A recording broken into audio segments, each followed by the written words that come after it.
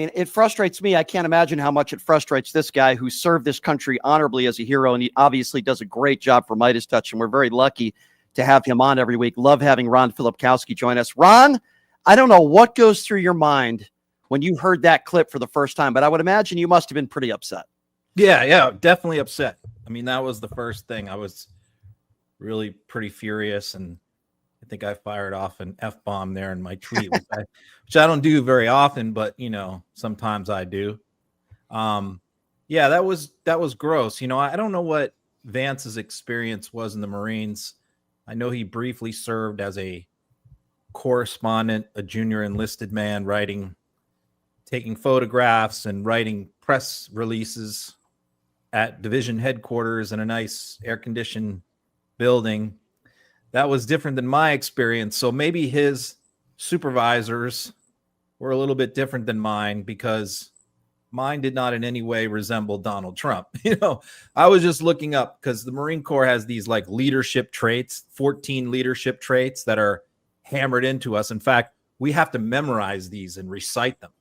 14 leadership traits of Marines. So here they are. And you could tell me, if Trump embodies these: justice, good judgment, dependable, takes initiative, decisiveness, tact, integrity, enthusiasm, bearing, how you carry yourself, unselfishness, courage, knowledge, loyalty, and endurance. Those are the leadership traits. So no, I mean, Donald Trump wouldn't last 5 minutes in the Marine Corps. So it's just sad that someone like Vance has to take and this was an interview he was doing with Laura Trump, right? Yeah. That he has to take his ass kissing. He has to drag the Marine Corps into his ass kissing session. That's what I was going to ask you, Ron. That was my next question. We all know that they're ass kissing this guy, J.D. Vance, who once called Donald Trump the possibly the next American Adolf Hitler. J.D. Vance might not be, telling the truth, but he's certainly not stupid. He knows that Donald Trump dodged the military. As someone like J.D. Vance who served himself, isn't this the worst level you can get to try to compare Donald Trump to a brave man or woman who served the country like you? I mean, it doesn't get any worse than this, does it?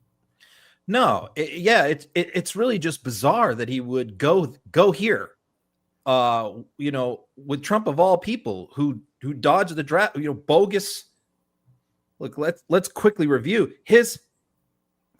the doctor who signed off on the notes for Trump's 5 deferments on bone spurs his office space for his doctor's office was in Fred Trump's building. Fred Trump was his landlord at the time. So we don't know exactly what he got in exchange, maybe a couple free months of rent, who knows? But clearly a conflict of interest there. And then bone spurs are not something that typically you would have to get surgery or something for. It's not something that typically just miraculously goes away. Trump never had surgery for bone spurs. I mean, they just miraculously healed themselves, right? Yeah, and Ron, we also know that doctor who has since passed away, members of his family have gone public and said that their father, made up this stuff because Trump never even had bone spurs to begin with. His daughters actually have come out publicly and said that.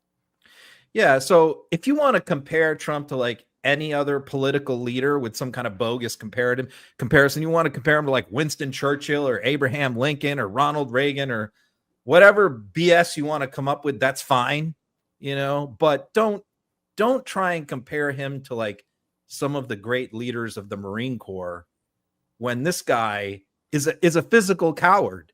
I mean, he's never been in a fight in his life.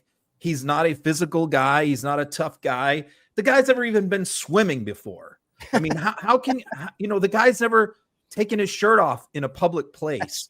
I mean, we're supposed to believe that this is some tough guy, Marine Corps, combat leader. I mean, come on, dude. I mean, give me a break.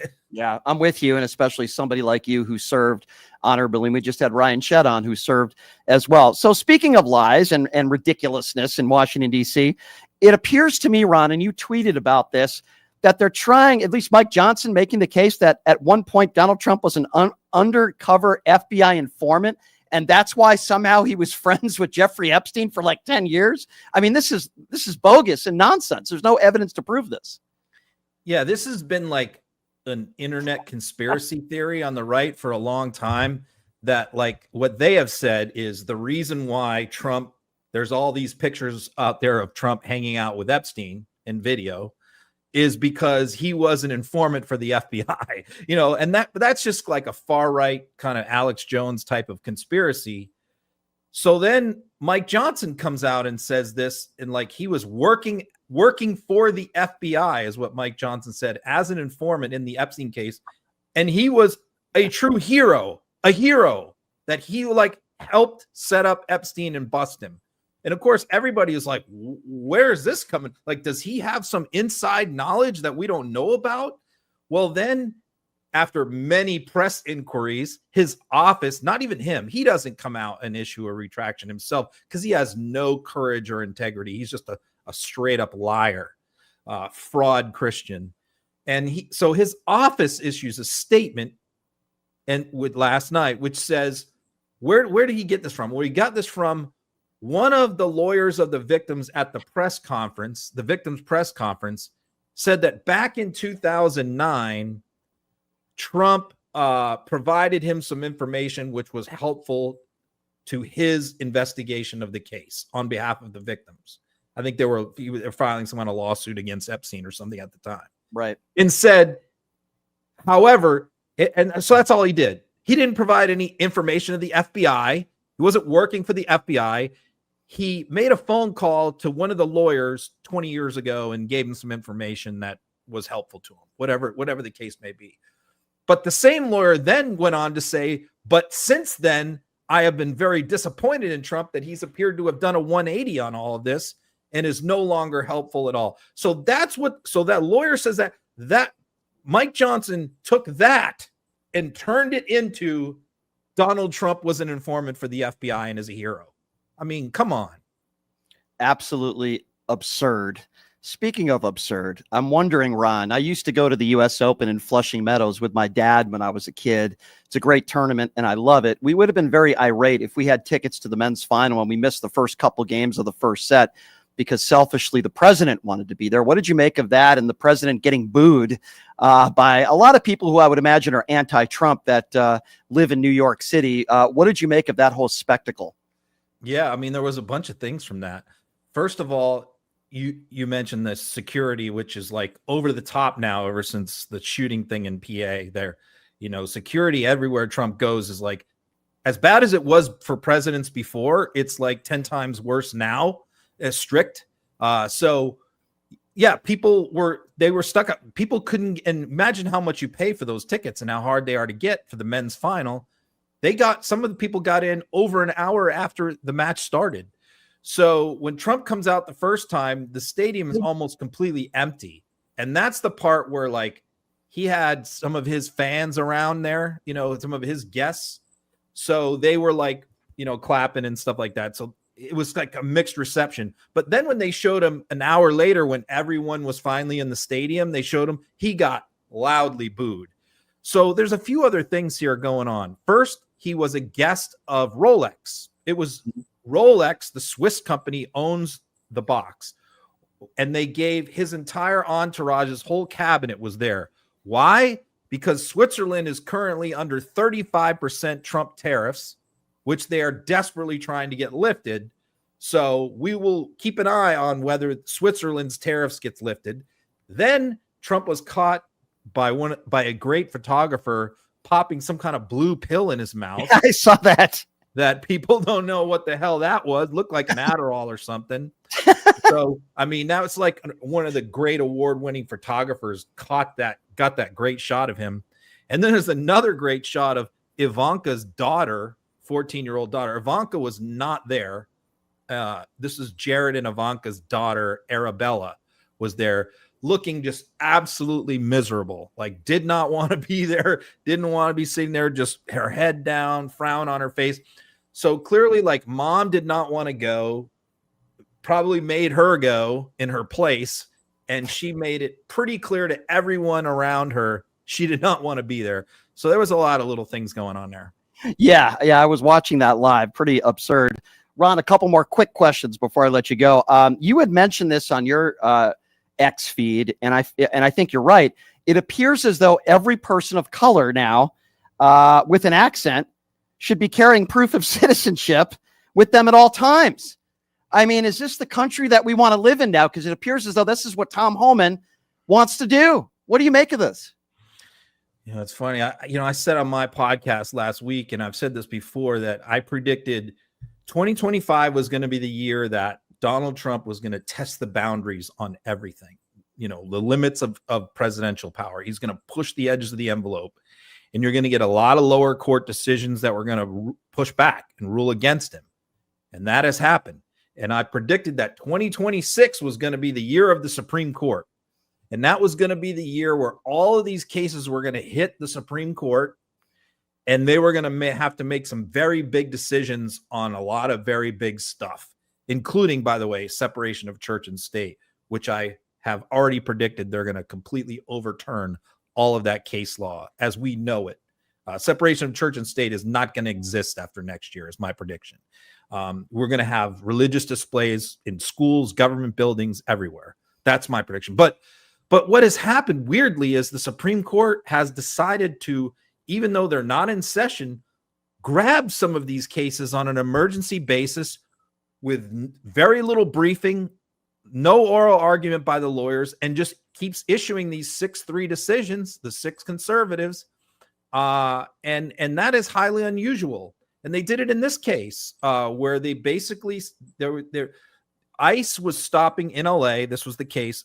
Now, keep in mind, it's an LA case, but now that the Supreme Court has decided, this applies to the entire country, that if you are basically a person that you can use race as a factor, that you can use if somebody is speaking Spanish or a foreign language, or is speaking English with an accent. And you can also factor in the kind of job they're doing. So basically just like profiling, like basically Latino people who are working manual labor type jobs, that the ICE is allowed to detain them and ask for proof of citizenship. And if you don't have it with you, you will be taken down to an ICE detention center somewhere in the area.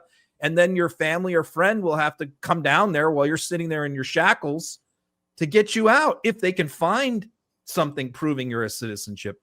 And this is going to be all over the country. So basically it just green lights ICE to just be able to randomly stop people of color who have an accent and make them prove their citizenship, or they go to a lockup. Insane.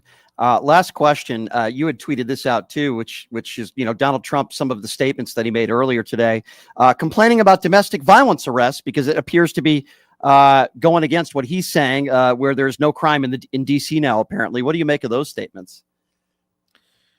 Well, yeah. So he wants there to, what he's trying to do is show that there's zero crime in DC, right? Crime was horrible before, and now all of a sudden there's no crime, right? So this is what he's trying to get to somehow, that there will be zero crime, although that's not going to happen. But so he was griping today about domestic violence arrests, because when you think about it, like if you flood any American city with troops, crime's going to go down because people are not going to go out. They're not going to do stuff. They're just going to stay home. So of course it's going to go down. Any American city, if you flood it with troops. But that doesn't really stop domestic violence. In fact, domestic violence incidents probably go up, as they did during COVID lockdowns. I was a criminal defense lawyer during COVID lockdowns. The two criminal charges that went through the roof during 2020 were domestic violence and DUIs, because people were home, they were drinking, and they were getting in fights with their spouses. So those cases spiked. So that's what happens when people stay home. Those cases go up. So what Trump is complaining about probably is that domestic violence arrests are going up, and that's kind of hurting his record of cleaning up DC. And there's not much troops can do about that. You can't put troops inside people's houses.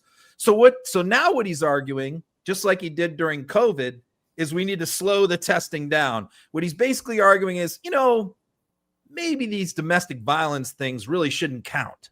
You know, maybe they really shouldn't count. It's just a husband and wife fighting. Those shouldn't really count as crimes against my record. You know, it's just typical Trump. That's exactly what it is. Before I let you go, Ron, talk to me a little bit about your Substack. What are you working on today? Well, you know, covering obviously a lot of different things, including some of the things that we just talked about, but also really spend a lot of time on my Substack today about the South Korean Hyundai raid and the fallout. People don't understand, especially, of course, the MAGA base who doesn't give a shit. But the fallout in Korea to this is just, they're beside themselves. This is the #1 story in Korea. These 400 Hyundai people getting arrested at the battery plant. And basically what they're saying is, you know, we just invested a couple $1 billion to build this huge new battery plant in Georgia. It's what Trump wanted us to do. I mean, this is what they asked. And our president just met with him the day before. And then the following day, they just go in and raid this factory and arrest all our people and send them home. And they're like, the problem is this is a very advanced battery plant. And what their argument is, look, the American workers don't know how to do this stuff. We're trying to train them. We sent these people in to train American workers to do these jobs. And you just arrested all of our people who are temporarily doing these jobs and training Americans to do them. You just arrested all of them and sent them out of the country. They're like, what are we supposed to do? I mean, they're taking this as a serious national insult to them, an insult to their whole entire country. And I'm profiling like all the different media outlets throughout South Korea, both conservative, liberal, pro-Trump, anti-Trump, just absolutely trashing the United States. And this didn't need to happen. It's just more bumbling and stumbling and ruining relationships with our allies around the world. Yeah. Look forward to reading that later today. By the way, we have one of your co-workers, Fred Wallman's going to be joining us on the show tomorrow. Fred's great, by the way. I love having Fred on as well. On the veteran stuff, really good to have him right on. Yeah. As are you as well. So yeah, we're honored to have you on, and of course Fred will be joining us on the show tomorrow. Ron, keep up the great work, my friend. One of these days I have to convince you to go on the Piers Morgan show with me. I know you don't like that format, but you would just destroy these MAGAs. I know, but you know, I just I don't really like Piers Morgan that much, and I hate the format of his show. And yeah, there's a lot of screaming and yelling. I guess I kind of enjoy it a little bit, but I can understand why you might be better than me. I don't really want to do anything to promote his show either. Like to help him out, you know, not that I'm like a big deal. I'm not, but you know, it's just, I can understand. I'm not a fan. Understood. I have no issue with you doing it. I mean, we need good people in there to mix it up. Just I appreciate that. I can understand why you would say that. There are. I'm going to do a good one on Thursday with Asen and Aaron Rupar about with Joe from Jersey about clipping, about how we approach clipping Trump rallies and Trump events and all that stuff. You know, I've never talked to Asen, but Aaron Rupar is a friend of mine, and he just passed 1 million followers on Twitter. I think they're both great, by the way. Both of them, Aaron and Asen, are two of the best at clipping stuff. I mean, they are so quick. I don't know how they do it, but they are so good at what they do. Talk about like the strategy and approach. Asen's never done an interview on camera, and he's not really. He's not going on camera. Washington Post did a huge profile of him, but he would not allow himself to be on camera. So he's actually not on camera on this one. I told him he could wear a ski mask. You know, I thought that would be funny, but he wouldn't do it. So he's just going to be like audio. There's going to be like a shadow of Asen because he's a shadowy figure, mysterious figure. And me and Aaron will be on. Yeah, Aaron's not afraid. He does my show once every few weeks. And Aaron's also great at what he does. I mean, every prominent political figure. We're all good friends. Yeah. Yeah, they seem like Asen seems like a great guy too. But every single politician, every prominent politician, including Trump, has retweeted their stuff at one point or another. So it's pretty cool. Well, I look forward to listening to that Thursday. That'll be very, very interesting. Ron, always appreciate the time as always, my friend. Have a great rest of your day, and we'll talk to you soon. Okay. See ya. There you go. Ron Filipkowski, everybody.